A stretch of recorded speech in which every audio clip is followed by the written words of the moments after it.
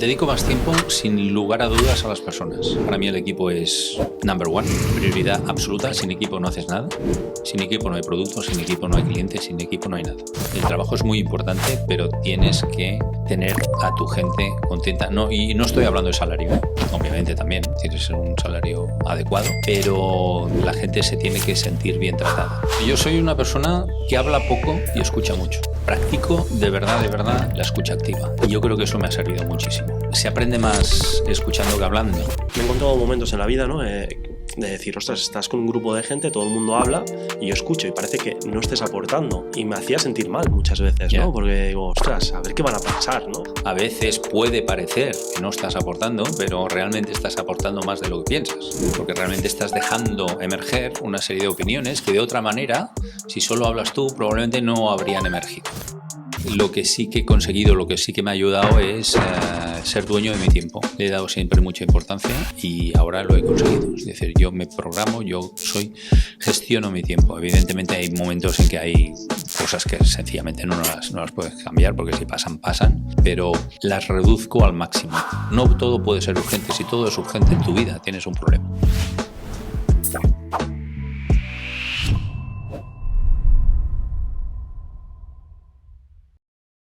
Hoy me acompaña Eduard López, CEO de Inipsa, un laboratorio español fundado en 1948 por Pedro Junyent. Inipsa es un referente mundial de la anestesia dental, ahora nos explicarás, que a lo largo de sus 75 años se ha ido transformando y inició creo que de una manera, pero después se especializó muchísimo en la parte de anestesia dental. Una empresa familiar, ¿no? Inicialmente, que a día de hoy está en más de 60 países. Uh-huh. Y me gustaría conocer, Eduard, más sobre tu visión, tu liderazgo y los desafíos de dirigir una empresa como Inipsa. Y para las personas que han decidido ver este vídeo hoy, ¿nos podrías explicar a nivel profesional, personal, quién es Eduard?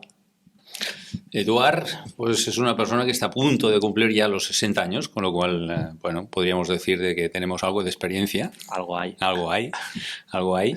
Y que, pues básicamente mi carrera profesional pues la he desempeñado, yo diría que básicamente en 3 sitios, ¿no? Empecé en consultoría en Arthur Andersen, en la parte, de auditoría, actualmente Deloitte. Estuve ahí, creo que fueron 4 años. Y de ahí pasé al grupo Chupa Chups. El grupo Chupa Chups en el entorno financiero, en el departamento de finanzas. Primero como control de gestión, luego asistente del director financiero. Tuve un periplo internacional importante. Estuve en Alemania implantando el SAP en la filial alemana. Luego estuve un año también en China, en Shanghai. Y finalmente 2 años y medio en México DF, ya como director financiero de la filial. En ese momento, y después de 11 años ya en el grupo, pues acaeció algo que fue la compra del grupo Chupa Chups por parte de Perfetti Van Melle. Hubo una reestructuración en la sede de Barcelona. Y lo que vi no me acabó de gustar, dije, bueno, es el momento de cambiar, ¿no? Y desde ahí, pues ya directamente cambié de sector, porque pasé de alimentación al sector farma y entré en Inipsa. En Inipsa, pues empecé como director financiero, porque, como he dicho, mi background es financiero. Estuve unos años como director financiero de la compañía y en 2010 fui promocionado a director general y pues hasta la fecha. Muy bien. A veces tienen que pasar cosas en una compañía, ¿no? Como para que nos pueda llevar a tomar una decisión. Ahora estabas explicando, ¿no? De Chupa Chups y estaba pensando, ¿no? Que bueno, uno cuando entra en una empresa muchas veces lo que piensa en la primera fase es decir, oye, voy a estar aquí muchos años y oye, ¿por qué no toda la vida, ¿no? Pero a veces suceden cosas que son inesperadas y que te hacen dar un paso hacia adelante, salir seguramente de la zona de confort, ¿no? Y me imagino que fue un poquito lo que pasó, ¿no? Que en ese momento quizás pues para ti fue todo un movimiento muy fuerte, pero que gracias a ese movimiento, ¿no? fue Absolutamente. Es decir, en aquel momento, pues fíjate que después del periplo internacional, de alguna manera como expat, pues la idea de todo expat es volver con galones, digamos, a la sede central, ¿verdad? Era lo que yo pensaba que pasaría. Y finalmente, pues por una razón de compañía, de grupo que se vendió la compañía, pues vi de que aquello no funcionaba, no habría salido. Y por tanto fue una decisión difícil, porque además implicaba que yo estaba fuera, estaba en México en aquel momento, por tanto tenía que volver a Barcelona y encontré la posibilidad pues, de una compañía, en este caso farmacéutica, que era un sector absolutamente distinto, que si quieres luego hablamos de la diferencia entre sectores, que es enorme, y por tanto fue un poquito salto en el vacío, ¿no? Pero desde luego fue probablemente la mejor decisión que he tomado en mi carrera. Yo me imagino. ¿Qué hiciste para adaptarte tanto a un sector que no tenía absolutamente nada que ver con el otro? O sea, ¿cómo recuerdas las primeras semanas, los primeros meses? Bueno, te tengo que decir que, a ver, lo tuve relativamente fácil, porque como te digo, como estaba en el sector financiero, más que el sector financiero, perdón, digamos, el área funcional financiera, pues tampoco es tan distinta digamos, sectorialmente. Por tanto, un director financiero más o menos tiene las funciones parecidas en un sitio que en otro. Obviamente te tienes que adaptar a ciertos temas, ¿no? Pero no es de las áreas que más nota la diferencia de sector, por decirlo así. Luego sí, luego cuando digamos vas subiendo en la jerarquía y llegas a director general, obviamente el negocio no tiene nada que ver.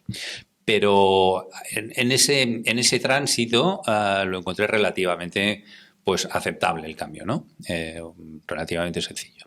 Muy bien, muy bien. Me imagino que, claro, la curva de aprendizaje, al entrar pues dentro de una parte de la empresa que no tiene nada tanto que ver, como por ejemplo como una dirección general o como simplemente entrando como manager de marketing o demás, pues me imagino que también te ayudó, ¿no? a que fuera todo más tranquilo, más paulatino, ¿verdad? Sí, evidentemente, sí.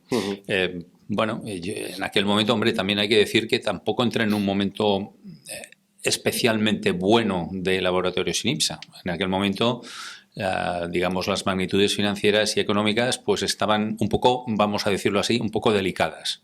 No es que la compañía estuviera mal, pero sí que estaba un poquito, digamos, al borde del break-even, por decirlo así, ¿no? Por tanto, bueno, teníamos que ir con cuidado y así lo hicimos. La empresa salió perfectamente de esa situación, ampliamos mercados y, si quieres, luego hablamos, pero la cosa ya a partir de ahí empezó a ir muy bien. Muy bien. ¿Cuál crees que fue la clave para, en el momento que tú llegas, te encuentras una compañía más justamente en el break-even y que hace el cambio, ¿no? De tirar para adelante? Esto fue... Bueno, fue relativamente fácil para uno que venía de fuera, porque muchas veces lo que pasa es que los que están dentro no lo acaban de ver, ¿no? Entonces, viniendo de fuera, sí que una de las cosas que vi claramente es que estábamos metidos en demasiadas historias. Vale. Es decir, una compañía del tamaño de INIPSA no se puede permitir el lujo de tener, o no se podía permitir en ese momento el lujo de tener sus recursos esparcidos por un número demasiado alto de negocios distintos. Por tanto, teníamos que focalizarnos. Por ponerte un ejemplo, teníamos, creo que eran 4.000 SKUs, 4.000 referencias en ese momento. Por tanto, con 3 redes de venta distintas, una para el sector dental, otra para el farmacéutico y otra para el hospitalario, para una compañía que en ese momento facturaba 40 millones de euros. Por tanto, dijimos, oye, hay que focalizarse, hay que centrarse. Y esto es lo que empezamos a hacer. Pues evidentemente simplificar la complejidad, reducir complejidad, centrarnos en aquello más rentable, invertir en aquello en que realmente en el futuro veíamos que podíamos tener una buena posición y tirar adelante. Es paradigmático, yo a veces lo cuento y la gente dice, ¿esto hicisteis? Pues sí. Que algunos de los negocios donde estábamos o que realmente nos estaban generando dinero, decidimos desinvertir en ellos Porque, por la simple razón de que, aunque en ese momento ganaban dinero, no tenían futuro para nosotros. No teníamos capacidad de expansión con esos negocios. En cambio, sí lo teníamos en el mundo dental y concretamente en la fabricación de anestesia, aunque en ese momento fabricación de anestesia perdía dinero. Por tanto, hicimos caja con la venta o con la descontinuando algún negocio que no iba mal, para poder invertir en aquello que realmente pensábamos que en el futuro iba a ir bien, que era la fabricación de anestesia dental, como así fue. Y esa es la situación en que nos encontramos ahora. Decisión valiente, acertada, ¿no? A día de hoy, pero muy valiente en aquel momento, ¿no? De ver esta oportunidad, ¿no? Porque sí que es verdad que a día de hoy el sector dental, pues es un sector que cada vez va más, nosotros lo conocemos bastante bien, pero en aquel momento entiendo que tomar esta decisión, ¿no? De decir, oye, vamos a desinvertir en según qué negocios que vemos y tener la visión, ¿no? De entender y comprender que uno de estos, ¿no? Iba a ser el dental que iba a ir a más. ¿Qué es lo que os hacía ver que el sector dental el mercado podría crecer en los próximos años?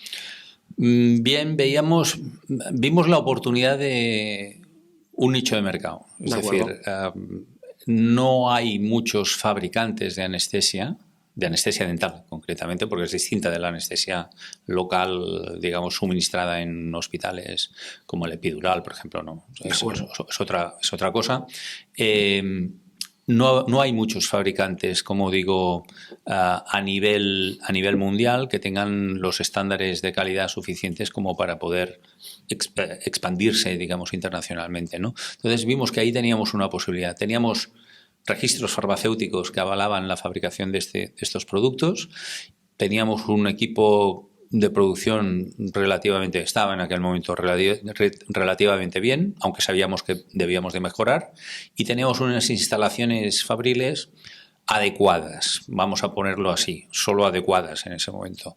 Pero teníamos una capacidad de expansión importante, tanto en espacio como en posibilidades técnicas, etcétera, etcétera. Entonces vimos que realmente ahí había una posibilidad de alguna manera blindarnos en ese negocio, que, como digo, es un nicho porque además necesita una inversión importante, es decir, para uno que empiece de cero realmente le sale muy difícil pues empezar con eso. Necesitas un know-how muy importante también en cómo fabricar, porque es un producto bastante delicado en muchos parámetros que tienes obviamente que controlar, y por tanto necesitas un know-how adecuado, ¿no? Entonces nosotros lo teníamos y veíamos que eso lo podíamos explotar. Claro. Sí. Bueno, parece fácil, ¿eh? Parece explicado así, ¿no? Pero, ostras, me pongo en la piel de aquel momento, ¿no? Y llegar a todas estas conclusiones que pueden ser, yo te estoy escuchando y pueden parecer de sentido común, pero hay que llevarlos a aquel momento, ¿no? Y saber qué opciones. ¿En qué año fue este cambio? Pues fíjate que debía ser el año 2010, 2012. Me acuerdo. Entre el 2010 y 2012 es cuando empezó el cambio. Ahí en el 2011, concretamente, añadimos una nueva línea de fabricación, de dosificación de anestesia, la nueva, la que ahora llamamos L3, y a partir de ahí empezó realmente la inversión en serio, ¿no? Muy bien. Y volviendo más a ti, Eduard, claro, entras como director financiero y estás varios años con este cargo, y en algún momento pasas a ser CEO de la compañía. Entiendo que hay muchas cosas, pero ¿qué fue realmente? ¿Fue algo que te encontraste? ¿Fue algo que tú veías y que te motivaba para llegar a este cargo, ¿no? Porque son cargos... Hay cosas que el CEO, evidentemente, tiene que controlar números y demás, ¿no? Pero son cargos que son bastante diferentes y con responsabilidades también distintas. Absolutamente, sí. De hecho, bueno, digamos que la vía de director financiero hacia director general quizá no es la más común, ¿no? Muchas veces es quizá más el ámbito más comercial el que deriva en una dirección general. no sé probabilísticamente cuál es el número, pero vamos, diría que más o menos es así. Sí. Pero en mi caso, bueno, hombre, yo fui mentorizado perfectamente por el consejero delegado en aquel momento, Arturo Lasausa, y sí que es verdad que yo presentaba, y eso se lo debo a mi etapa anterior también, a Chupa Chups. Chupa Chups siendo una compañía eminentemente orientada a comercial y a marketing, en que los financieros pues también tenían que estar metidos a tope en el tema. Por tanto, yo no era un financiero al uso, sino que siempre había estado metido en negocio y, por tanto, intentando siempre ayudar para fomentar el negocio. Eso me ayudó mucho mi siguiente etapa en INIPSA, que fue reconocido y que, por tanto, pues me ayudó a hacer el salto. Muy bien, muy bien, muy bien. ¿Y qué dirías que mantienes en cuanto a valores o hábitos de la infancia que a día de hoy, como líder de una compañía, todavía mantienes? Bueno, yo soy una persona que habla poco y escucha mucho. O sea, eso lo he hecho desde el principio, desde que era joven. O sea, practico de verdad la escucha activa. Y yo creo que eso me ha servido muchísimo. O sea, se aprende más escuchando que hablando. Y eso es algo que realmente pues lo he llevado desde el principio y lo sigo llevando ahora. Digamos, en los comités de dirección que tengo, que celebramos una vez a la semana, todos los lunes. Me gusta mucho escuchar al equipo, que por otro lado es un equipo que ahí sí tengo que decir me siento orgulloso, porque gracias al equipo que tengo pues estamos donde estamos, y es una manera de sacar el máximo de las personas que realmente te reportan. Es decir, escucharles, escucha activa, no discutir, pero hablar, es decir, ver cuál es la solución de manera conjunta, trabajar en equipo, básicamente. Muy bien. Esto es algo que sucede de una manera innata, entiendo yo, ¿no? Hacia ti, o sea, que practicas mucho más pues el escuchar más que el hablar. Yo me siento 100% identificado también con lo que acabas de decir. Soy persona más de escuchar que de hablar. Y a veces me he encontrado momentos en la vida, ¿no? De decir, ostras, estás con un grupo de gente, todo el mundo habla y yo escucho y parece que no estés aportando.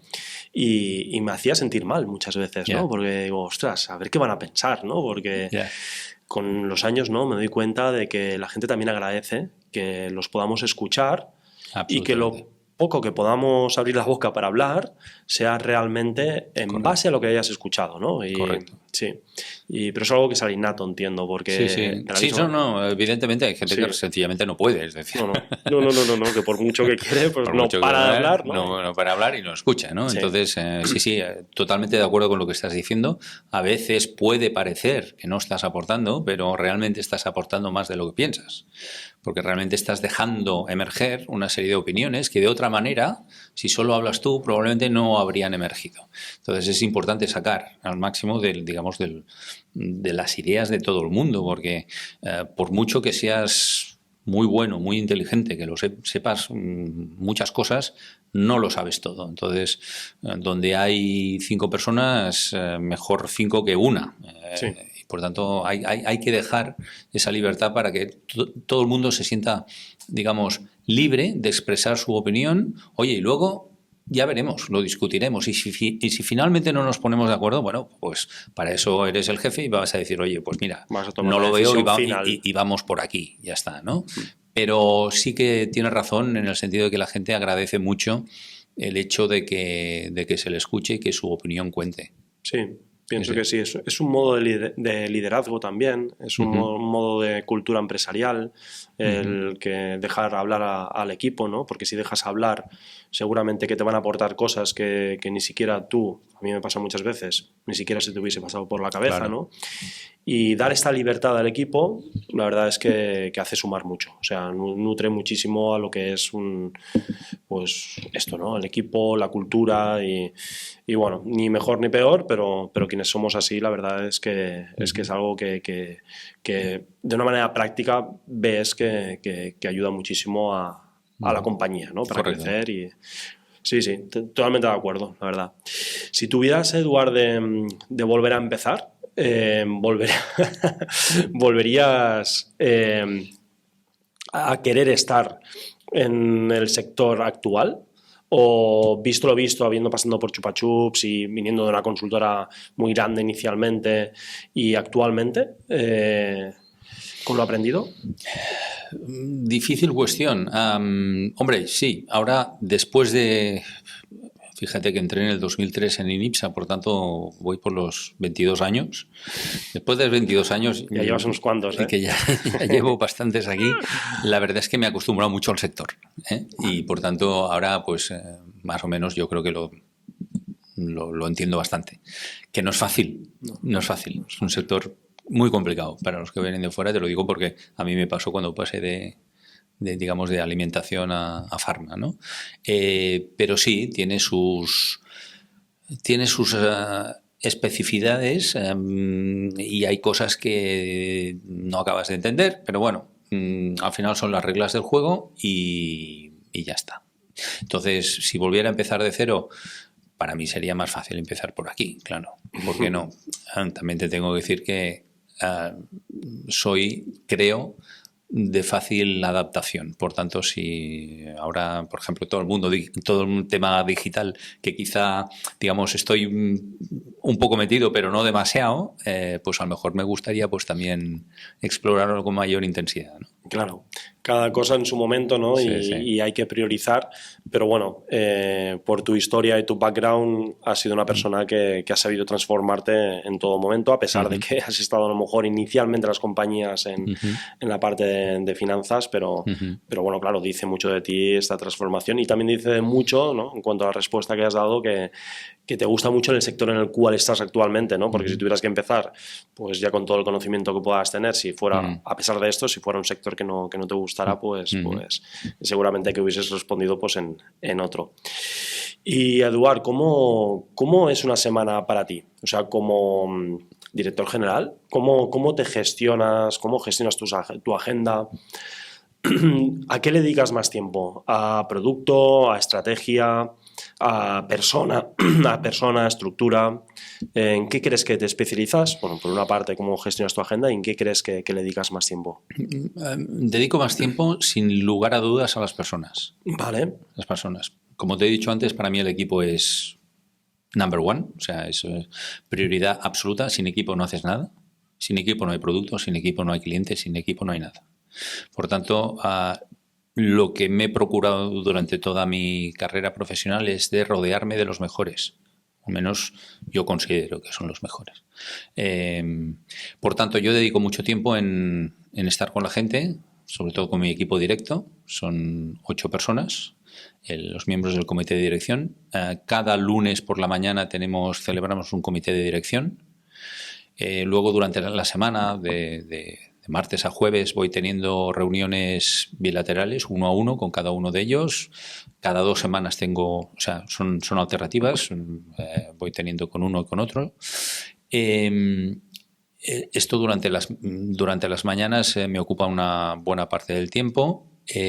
Por las tardes, las reuniones, digamos, fuera de la oficina, con agentes externos, suelo tenerlas por las tardes si es posible.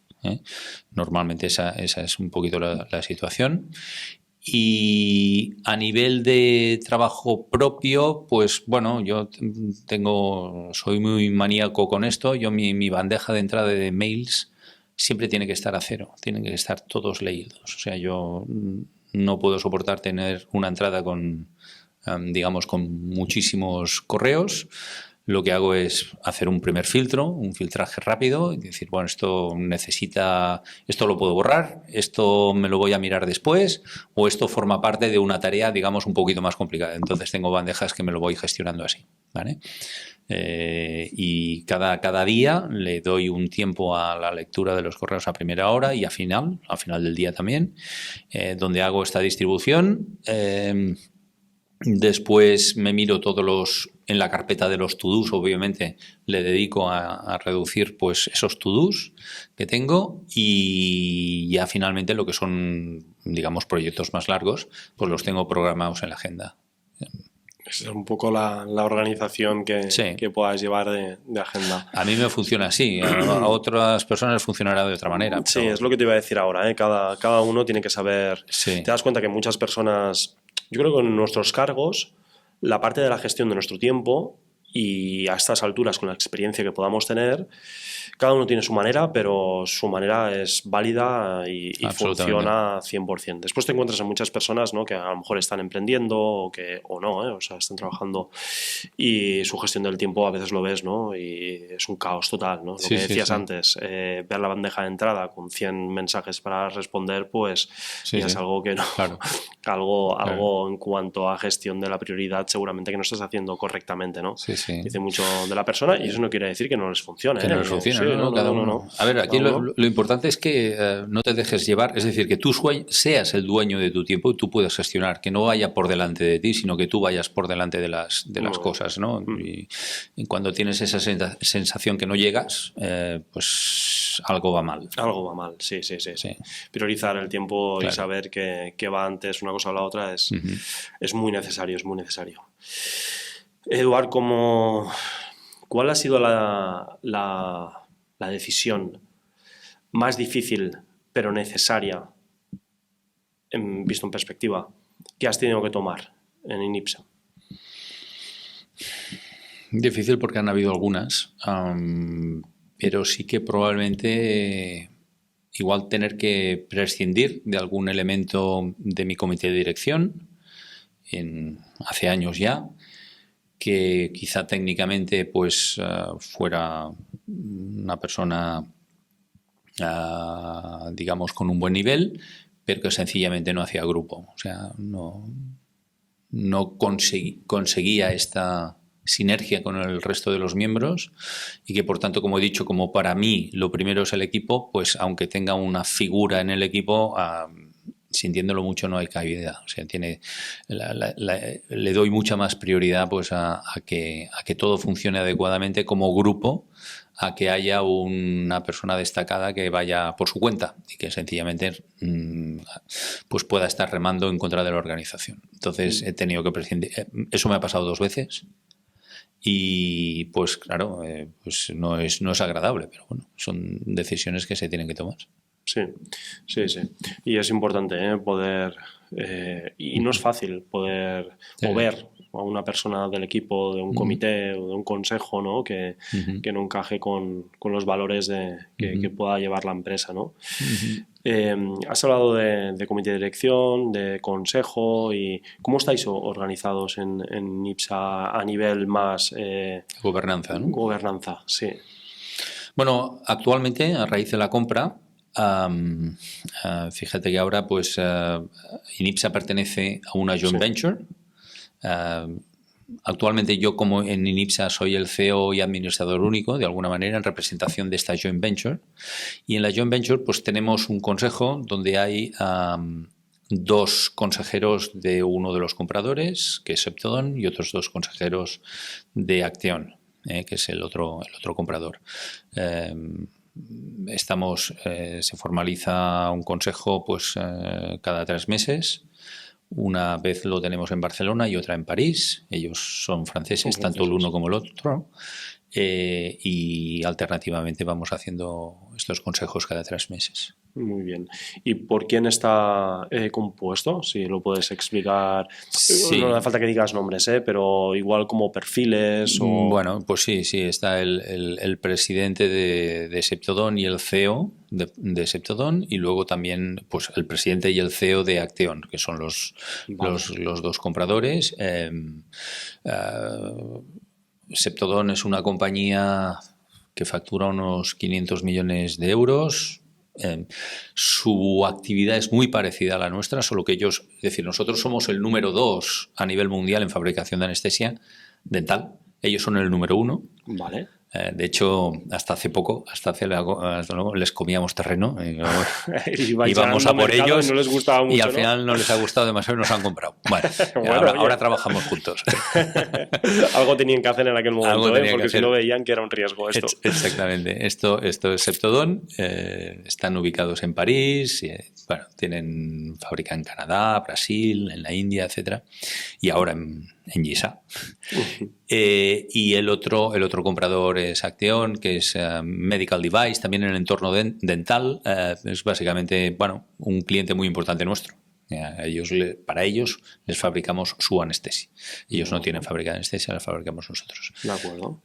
Y en el primer caso de Septodon, ¿en qué os complementáis? Porque claro, hacéis lo mismo, ¿no? Hacemos básicamente lo mismo. Geográficamente cubrimos, evidentemente hay muchos mercados donde confluimos, pero hay otros en que no.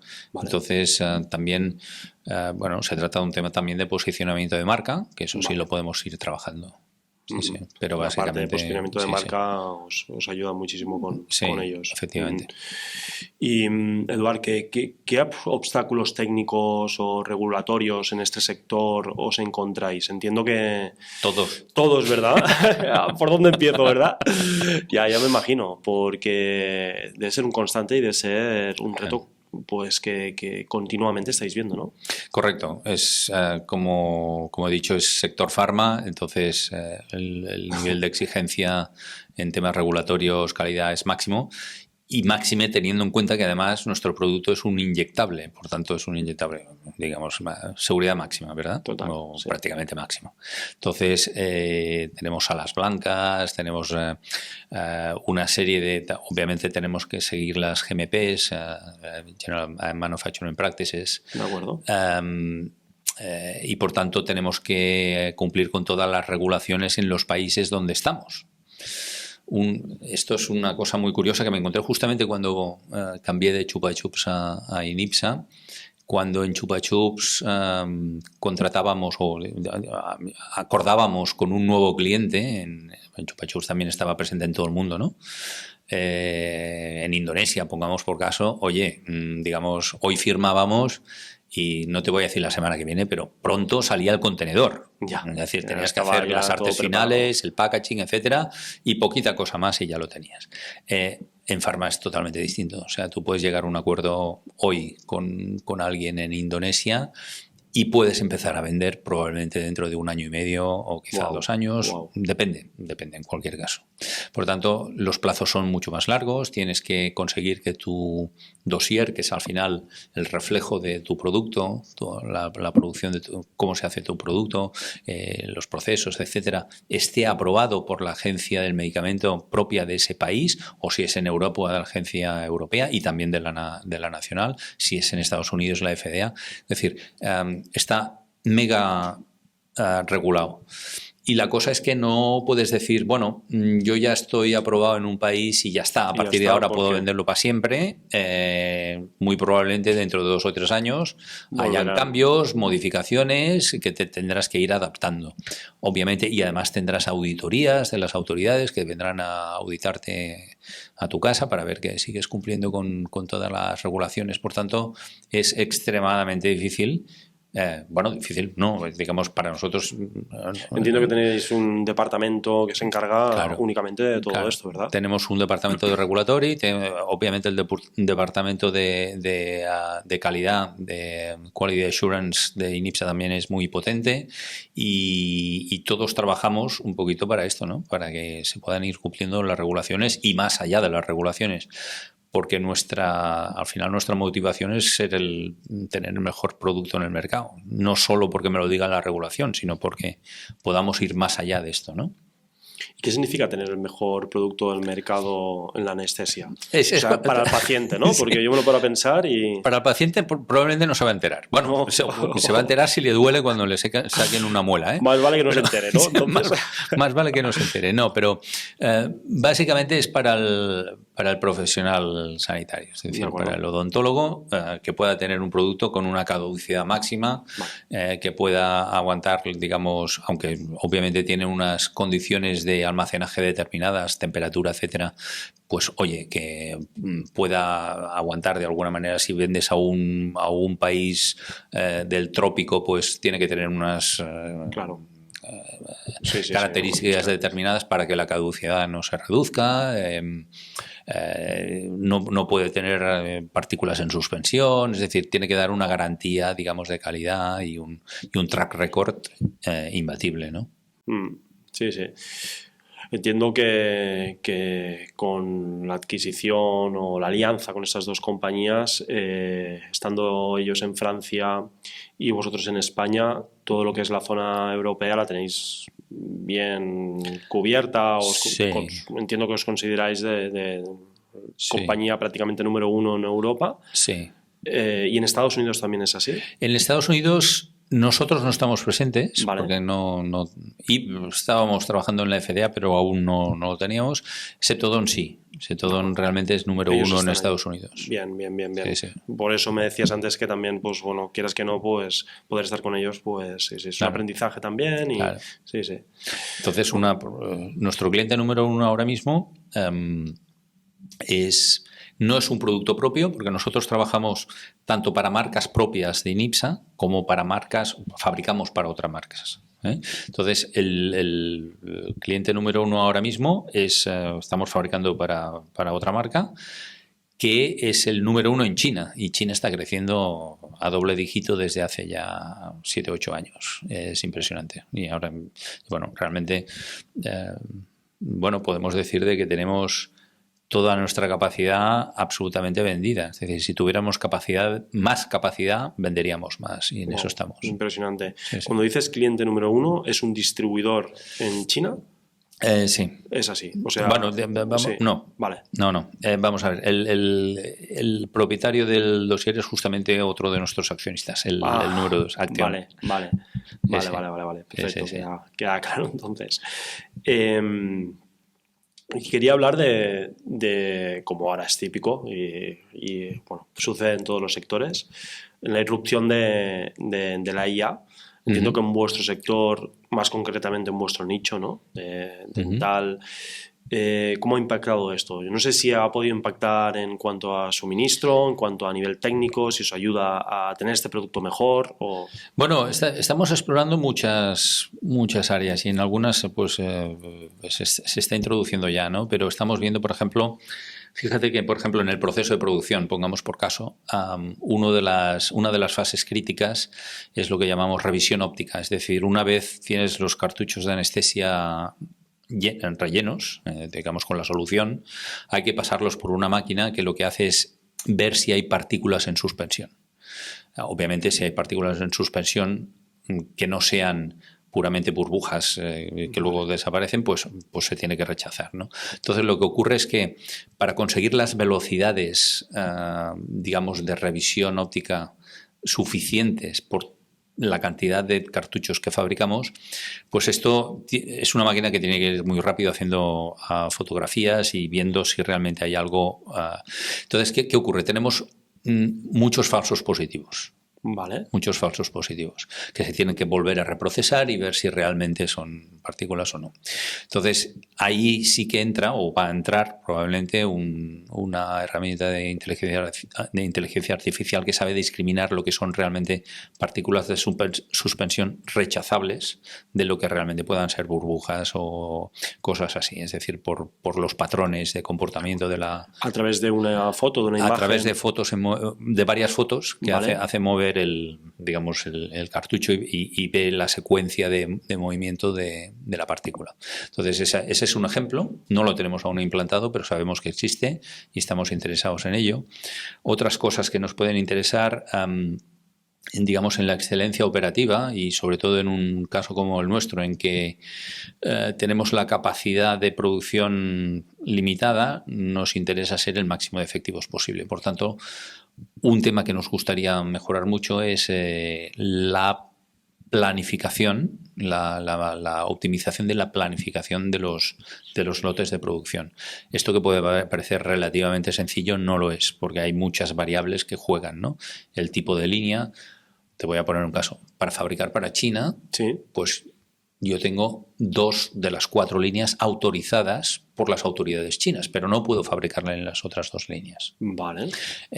Por tanto, hay una serie de restricciones que se tienen que tener en cuenta a la hora de programar dónde fabrico qué y en qué momento. Vale. Hay temas de cuando acabas un lote tienes que hacer unas limpiezas, etcétera, etcétera. Entonces, todo este barullo, que es mucho más complejo de lo que estoy diciendo aquí. No, pero bueno, si ya solo escucharte ya parece difícil, sí. ¿no? Pues aún lo es más porque hay muchas variables que se tienen que tener en cuenta. Entonces, para sacarle el máximo rendimiento a la capacidad productiva, pues también una posibilidad pues, es poder utilizar herramientas de inteligencia artificial. Muy bien, muy bien.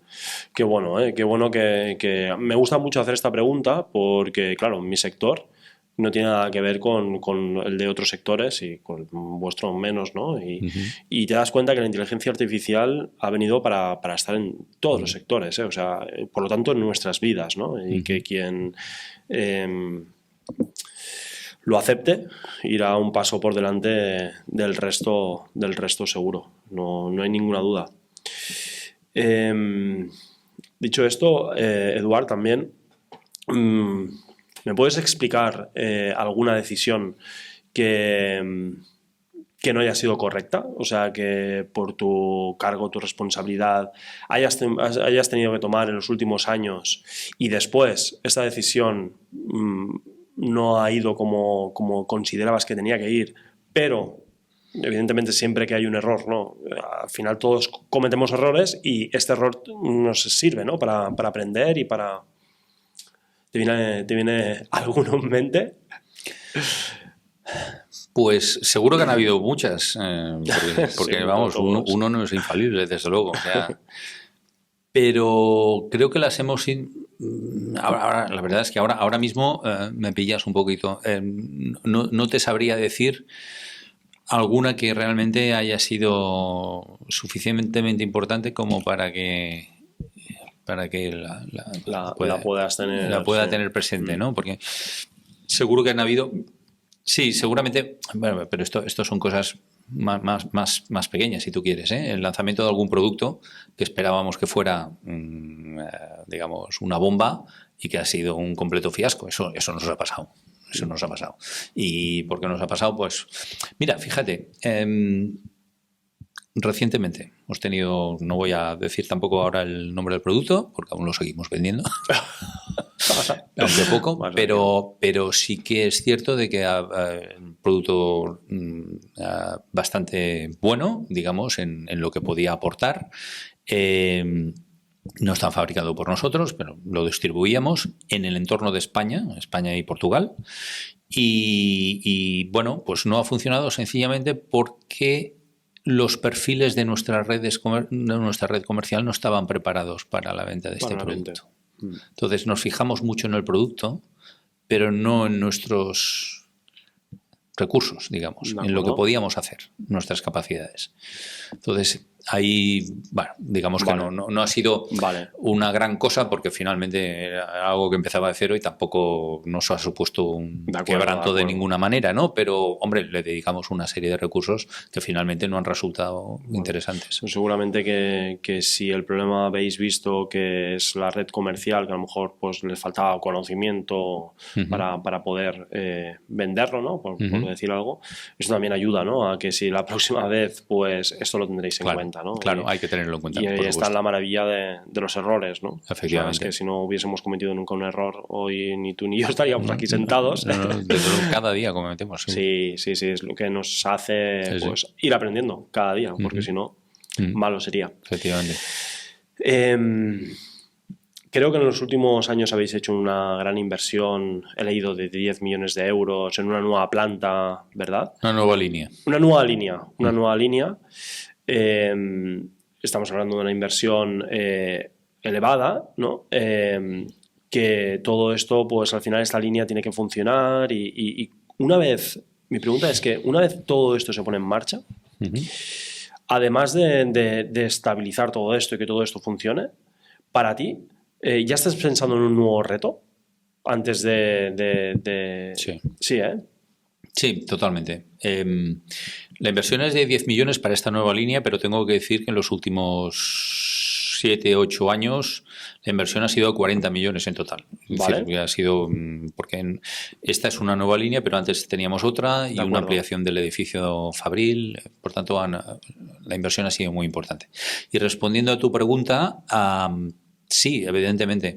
La línea está, bueno, fíjate lo que te decía de los plazos antes en Pharma, ¿eh? Es decir, Año y la medio. línea nos entró, creo que fue en octubre pasado, octubre de 2024, y entrará en operación comercial en septiembre de este año. Por tanto, habrá pasado casi un año. Casi un año. Y dirás, ¿cómo? Digo, montándola. Digo, no, montándola fueron 1 mes y medio, 2 meses. Bueno, pues validando los procesos, haciendo test piloto, consiguiendo las autorizaciones, etcétera, etcétera, formando a la gente. Piensa que los operarios que operan en este entorno aséptico, porque obviamente van con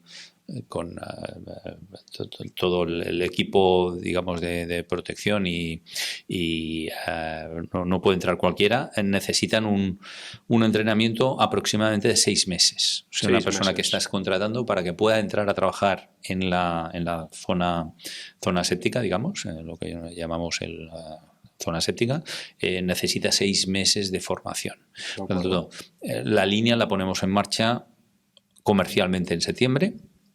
Pero todo esto es un proceso que ya tenemos de alguna manera estandarizado. Es decir, está dentro de los procesos formativos, las pautas están muy claras, por tanto, sí, obviamente estamos centrados en ello, pero lo que, digamos, yo ahora que no me oigan mi gente, me he olvidado de esto. O sea, lo único que tengo que hacer es preguntar cómo va, ya está, pero poca cosa más. Entonces, siempre tenemos que estar mirando más adelante, ¿no? Para los próximos años, ¿cuál es el siguiente paso? Por supuesto. Muy bien, muy bien.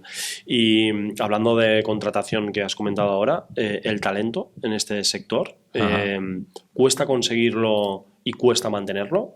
¿O es un sector que...? Sí, la verdad es que cuesta mucho. No se encuentran fácilmente. Además, estamos en un área donde es bastante competitiva en esto. Es decir, tenemos laboratorios cerca, está Grifols por al lado, hay una serie de compañías, Esteve también está cerca. No es que nos, digamos, comamos los unos a los otros, pero realmente hay una demanda importante de personal cualificado y no es fácil conseguirlo. Además, en nuestro caso, y concretamente en el área productiva y de calidad y de laboratorios, estamos trabajando 3 turnos de lunes a viernes y los fines de semana también ahora vamos a empezar a trabajar 24 horas, con lo cual es 24/7. 24/7. Y no es fácil encontrar personas que quieran venir a trabajar, aunque se pague más, obviamente, pero no es fácil encontrar personas que vengan a trabajar en los turnos nocturnos o de fin de semana. Claro. Es difícil, sí. Porque este tipo de personas, ¿qué skills tienen que tener? O sea, entiendo que la contratación de personal es más a nivel local. Si se puede, sí. Si se puede, sí. Siempre si se puede lo hacéis priorizar localmente. Si son operarios, pues no necesitan estudios superiores, ya los formamos nosotros, pero si son gente de laboratorio, pues normalmente son licenciados pues en química, pues en biología, farmacia. Sí. De acuerdo. De acuerdo. Sí, no, todo el mundo, la parte de todas las empresas, del talento, mantener el talento, encontrar talento. No te encuentras en ningún sector que alguien te diga que todo esto va muy bien. Verdaderamente. Correcto. Es así. Te quería comentar, todos en algún momento hemos tenido algún referente o alguien que nos ha marcado en la vida. Antes has comentado el nombre de una persona, no sé si me vas a responder con el nombre de esta misma persona. ¿Qué mentor dirías que te ha marcado muchísimo en tu etapa profesional? Y a nivel profesional o personal también, o sea, porque al final va todo muy, muy unido. Pues tengo dos referentes. En mi etapa en Chupa Chups, el director financiero que había en ese momento, que creyó en mí y además me dio la oportunidad de poder tener mi proyecto internacional. Aprendí mucho. Y en INIPSA, el consejero delegado que desde el primer día creyó en mí y además fue el que me promocionó a director general en INIPSA. Por tanto, y además con una cosa pues me ha enseñado, ¿no? Y es que al equipo hay que tenerlo contento. Él lo ha llevado siempre en la sangre. O sea, el trabajo es muy importante, pero tienes que tener a tu gente contenta. No, y no estoy hablando de salario, ¿eh? Obviamente también tiene que ser un salario adecuado, pero la gente se tiene que sentir bien tratada. Y los tiempos de descanso, las vacaciones, lo que sea, aprovechar las cosas buenas para celebrarlas, es decir, todo esto es un aprendizaje que he tenido y que se lo debo en gran parte a él. ¿Tenéis a alguien dentro de INIPSA? Entiendo que tenéis un departamento de recursos humanos, sí, o de people, ¿no? Entiendo que... Va cambiando el nombre. Va cambiando el nombre. Primero era personal, luego recursos humanos, ahora sí, es people. Sí, efectivamente. Yo lo he escuchado incluso como gestión del talento. En Google pues no le llaman departamento de recursos humanos, sino departamento de gestión del talento. Sí. O sea, que sí, va cambiando esto. Por eso nunca sé cómo en cada organización cómo se tiene. Claro, es algo que realmente ellos entiendo que transmiten mucho, ¿no? hacia todo el mundo. No es fácil mantener a todo el equipo contento, pero sí que es verdad que si hay una cultura, hay una manera de hacer, se propaga mucho, ¿no? Desde arriba a abajo, desde abajo a arriba también, ¿no?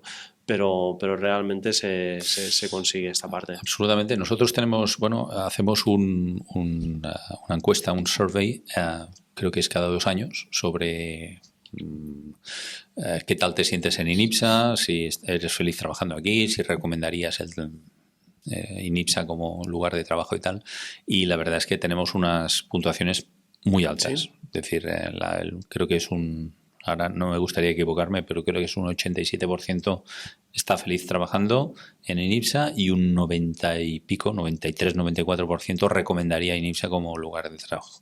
Por tanto, y eso lo vamos haciendo de manera, ¿cómo se llama? Recurrente y sin conocer, es decir, sin anónima. Anónima, perdón. Bien. Sí. De manera anónima, pues para que la gente pueda decir lo que... Sí. Correcto. Sí, hay herramientas que ya digitales que ya hacen esta parte para saber un poquito pues cómo se encuentra, ¿no? La gente. Ahora no recuerdo el nombre de una herramienta que hay, pero que se utiliza bastante, que va lanzando preguntas al equipo de una manera totalmente anónima, y dirección o demás pues ve estas respuestas y hace unas estadísticas, ¿no? para saber exactamente pues cómo te puedes encontrar. Sí, es necesario mantener el equipo. Al final el equipo es lo más importante. Yo estoy totalmente de acuerdo contigo, ¿no? Y que la gente pueda estar contenta, pues es que si no, no va a salir todo de la misma manera como si todo el mundo, pues oye, ya que se tiene que trabajar, se tiene que responsabilizar cada uno de su trabajo, pues que pueda estar lo mejor posible, porque esto saldrá 100% rebotado en lo que es el negocio. Efectivamente. Sí. ¿Y cómo te mantienes actualizado en un sector tan regulado? Y ¿qué es lo que haces? O sea, ¿cómo te formas? Bueno, suelo participar cuando el tiempo me lo permite, pero estar en congresos, seminarios, webinars, etcétera. Y obviamente con mi gente también, que están pues adscritos a un número X de asociaciones, publicaciones, etcétera, y más o menos pues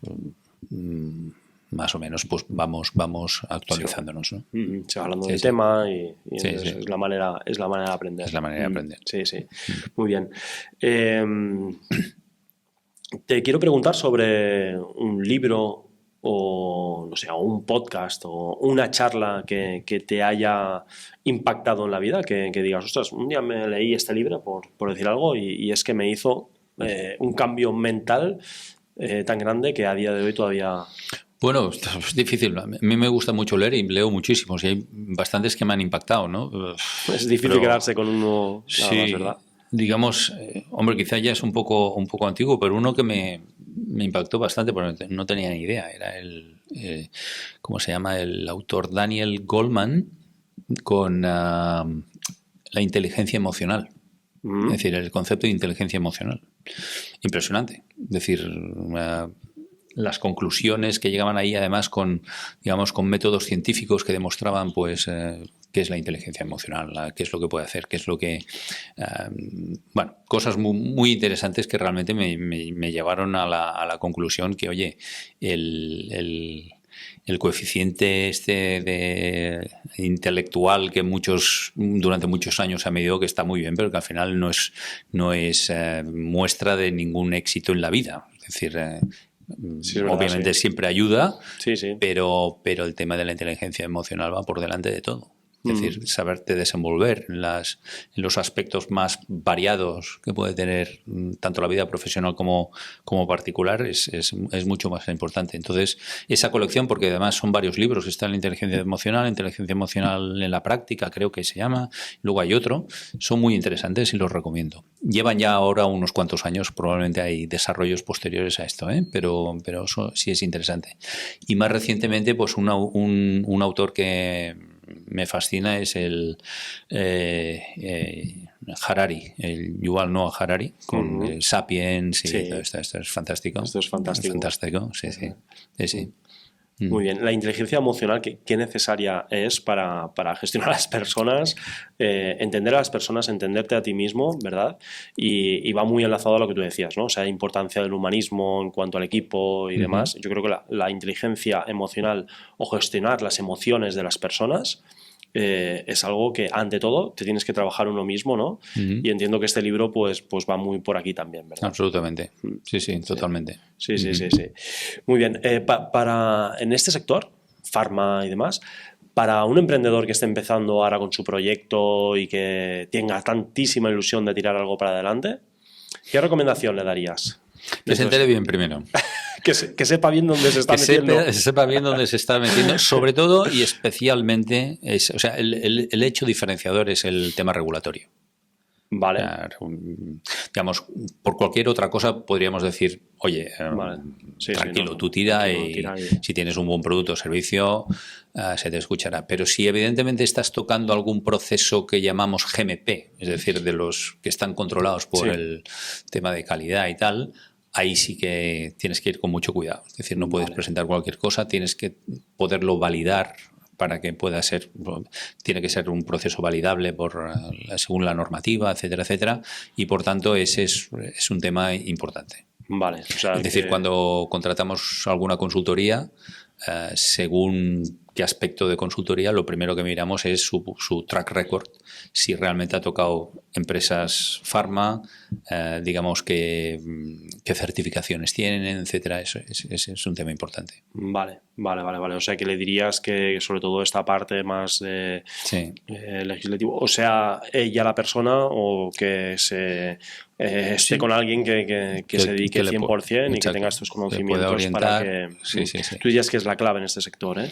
Yo creo que sí. Obviamente que el producto que ofrece pues sea interesante, bueno, pero no es suficiente. Es decir, hay que tener ese aspecto muy, muy claro. Muy bien. Bueno, una buena recomendación porque seguramente que nos puedan estar escuchando, pues seguramente que igual no lo tienen en cuenta muchos emprendedores, ¿no? Cuando se empieza y se creen que todo es el producto y puede ser que no le den tanta importancia a otras cosas.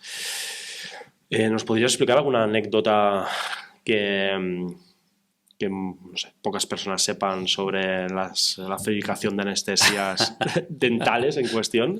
¿Hay algo curioso que dirías que...? Sí, bueno, sí, alguna cosa hay que no cunda el pánico, ¿no? Pero, a ver, nosotros, básicamente la anestesia dental, y ya desde los años 80... básicamente se basa en 4 moléculas distintas. O sea, hay 4 tipos de anestesia dental que te aportan diferentes, digamos, duración del efecto o, digamos, expansión, digamos, en qué parte, si es más concentrado o se te dispersa más, digamos, el efecto. Y que son la lidocaína, articaína, mepivacaína y bupivacaína. Hay alguna más, pero básicamente estas 4... Y concretamente, articaína y lidocaína son las más importantes, ¿no? Entonces, la lidocaína es un derivado de la cocaína. Y eso es un aspecto que mucha gente sabe. Vamos, poca gente sabe. Obviamente no se van a buscar, digamos, plantas de cocaína para hacerla. Entiendo que no. Ya no estamos ahí, es un producto que ya se fabrica sintéticamente, ¿no? Vale. La lidocaína, pero sí que es un derivado de la cocaína y esto se descubrió en su momento pues con efectos, digamos, secundarios de la propia cocaína, ¿no? Obviamente las concentraciones que se utilizan pues no dan ningún efecto especial para nada. Acabas necesitando otra vez otra anestesia, ¿no? Para... sí, ya entiendo. Es que qué curioso, sí, no. Sí, mira, la próxima vez que vaya al dentista y me tenga que anestesiar, diré, pues mira, ostras. Un chute, ¿no? Sí, pues no lo sabía, muy interesante. Eduard, para ir terminando, siempre pregunto... yo este espacio pues intento que sea pues un lugar que quien nos pueda ver, nos pueda escuchar, les pueda servir para inspirarse, para sentirse muchas veces pues reflejados en momentos que el invitado pueda estar viviendo, ¿no? y le haga reflexionar sobre un aprendizaje o sobre una cuestión en concreto. ¿A quién recomendarías que se pudiera sentar en esta silla para que yo pueda entrevistar? ¿Y a ti te gustaría escuchar para aprender? ¿O crees que puede inspirar a otras personas para que lo puedan escuchar? Un siguiente invitado. Sí. Hombre, yo conozco una persona muy interesante que se llama Rui Stoffel, que es CEO de una compañía que se llama Busap. ¿Busap? Sí, Busap. Se dedican, ellos tienen una compañía que lo que hacen es, de alguna manera, gestionar transporte de personas sin tener un solo autocar, ¿vale? Transporte de compañías. Ellos no tienen autocares, lo que hacen es contratar o dar este servicio de optimización de rutas. Entonces ellos consiguen, sin tener ningún autocar, pues conseguir que las compañías puedan ofrecer este servicio pues a sus empleados, por ejemplo, para ir a trabajar y volver. Cuando a lo mejor, por ejemplo, tú eres una compañía que quizá no justificas contratar un autocar de 50 plazas, pues a lo mejor tienes 5 o 10 personas que sí que lo harían, pero por el número de personas, pues eso no lo puedes hacer. No lo puedes hacer, claro. Y entonces, pues lo que hacen es optimizar rutas y contratar con las empresas que sí son propietarias de autocares y gestionar todo esto con una aplicación además muy bien llevada, digitalizada, etcétera, etcétera. Y están presentes en varios países. Muy bien. Pues no los conocía. Sí. Y esta persona, ¿qué destacarías de esta persona o por qué crees que...? Esta persona es una mente en acción. ¿Sí? Sí, es un crack. Además, él empezó la compañía como startup. Vale. Y ahora, pues, no sé si son ya 100 o 150 personas. Bien. Ya están ubicados, la sede está aquí en Barcelona. Pero ya te digo, creo que están presentes en Brasil, en México, obviamente en España y en algún país más. Y se están expandiendo muy rápidamente. Muy bien. Pues muy interesante. Sí. Y haré para todo lo posible para que pueda venir un día. Y ahora sí que para terminar, siempre le pido al invitado que escriba una pregunta para el siguiente invitado. En tu caso tenemos un contacto en común, que es Josep María Gascón, que es pues el fundador de Vitaes Partner. Y bueno, le pregunté, le dije que venías hoy al programa y me dejó una pregunta para ti, que te voy a leer ahora mismo. Él me dijo que cómo cuidas tu propia salud física y mental para sostener un liderazgo equilibrado. ¿Qué prácticas personalmente te ayudan a gestionar la presión del día a día, ya sea deporte, relaciones sociales, espacios reflectivos o compartir con otros líderes? O cómo lo llevas esta parte más al terreno personal, sabiendo toda esta responsabilidad que puedas tener como CEO de INIPSA, que es mucha? Bueno, hombre, yo creo que Me ha costado lo mío, llegar a esa, digamos, tranquilidad o estabilidad, digamos, o aguantar la presión, porque siempre al principio yo creo que todo el mundo en sus inicios se ve desbordado por la situación. Entonces, lo que sí que he conseguido, lo que sí que me ha ayudado es ser dueño de mi tiempo. O sea, yo esto que lo hemos comentado antes, le he dado siempre mucha importancia y ahora lo he conseguido. Es decir, yo me programo, gestiono mi tiempo. Evidentemente hay momentos en que hay cosas que sencillamente no las puedes cambiar porque si pasan, pasan. Y si hay que ir, hay que ir. Pero las reduzco al máximo. Hay muchas cosas que todo el mundo estaría diciendo, no, esto es urgente, y no lo es. O sea, has aprendido a decir que no a muchas cosas que consideras que no son prioritarias. Correctamente. O sea, no todo puede ser urgente. Si todo es urgente en tu vida, tienes un problema. Tienes un problema. Entonces, la capacidad de poder priorizar, eso es lo que creo que me ha dado una estabilidad, yo creo que bastante interesante. Obviamente también tener actividades al aire libre, bicicleta, hacer algo de deporte, no mucho, no todo lo que me gustaría, pero bueno, algo. Y básicamente esto. Vale. O sea, fuera del trabajo dirías que lo que más te hace pues distraerte y demás es actividades al aire libre. Actividades al aire libre y sí. Muy bien. Sí. Hay que buscar siempre esta vía de escape, ¿eh? Correcto. Bueno, tú mejor que nadie lo sabes, sí. Pero sí que es verdad. Uh-huh. Yo lo repito constantemente que si no fuera por el deporte o también la naturaleza o estas escapadas en el libre, ¿no?, que tú comentas, al final vivimos con mucha presión y para nosotros, oye, todo podría ser trabajo en la vida y te das cuenta que cuando no empiezas a poner pues esto, ¿no?, un poco de paradas en el asunto, te das cuenta que uno es más bueno y toma mejores decisiones y si sabe pues discernir de una cosa de la otra, ¿verdad? Absolutamente. Y por ejemplo, el fin de semana para mí es sagrado. Es decir, antes no lo era, a lo mejor. No, claro. No, antes no lo era. Es que esto nos ha pasado, creo que a la mayoría. Pasada fines de semana, oye, pues trabajando, acabando, no sé qué. Bueno, ahora hay también, supongo que el cargo también lo conlleva. Es decir, tú puedes de alguna manera decir sí o no en función de tal, ¿no? Pero sí que es verdad que cosas que realmente requieran pues ceder tu tiempo libre necesario, yo digo, el fin de semana, para poder recargar pilas, para estar perfecto el lunes, pues hay pocas cosas que te deberían de romper eso. Sí. Las hay, de vez en cuando, vamos, hace un par de años tuvimos un ciberataque y entonces pues, no existía nada más, teníamos que estar ahí, por tanto... Sí, siempre hay imprevistos y esto sí que es una urgencia, por eso saber priorizar, ¿no? Y la mayoría de cosas no lo son. Uh-huh. Sí, es así tal cual. Muy bien, Eduard, pues te dejaré la libreta para que escribas una pregunta para el siguiente invitado, sin saber quién va a ser la persona que pueda venir.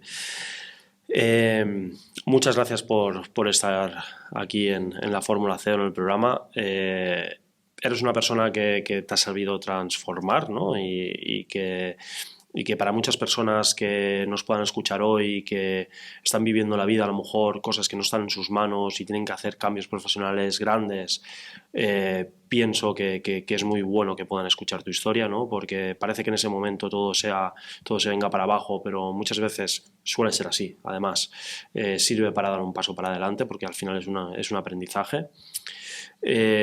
Has estado muchos años en 2 compañías, básicamente, que has podido ir escalando en estas compañías. Dice mucho de la persona que va escalando, ¿no? Porque te encuentras a muchas personas que se quedan pues más estancadas porque así lo quieren, pero dice mucho de tu actitud y de tu manera de ver la parte profesional. Estoy seguro que vas a inspirar a muchas personas. Tienes muchísimo que hacer todavía en INIPSA y me ha gustado muchísimo que después del reto de toda esta gran inversión que estáis haciendo, pues tu mente ya está pensando en otras cosas para el futuro. Esto da mucha vida en una compañía y sobre todo me quedo con esta parte más humana hacia tu equipo, hacia tus personas. Uh-huh. cómo los escuchas, cómo intentas cuidarlos, ¿no? De la mejor manera. Creo que es un liderazgo, personalmente, es mi punto de vista, de los mejores que puedan haber. Y nada más, Eduard, muchísimas gracias por estar hoy aquí y espero que hayas estado muy bien. Muchas gracias. He estado muy, muy cómodo y muy interesante la entrevista. Muchísimas gracias. Muchas gracias, Eduard.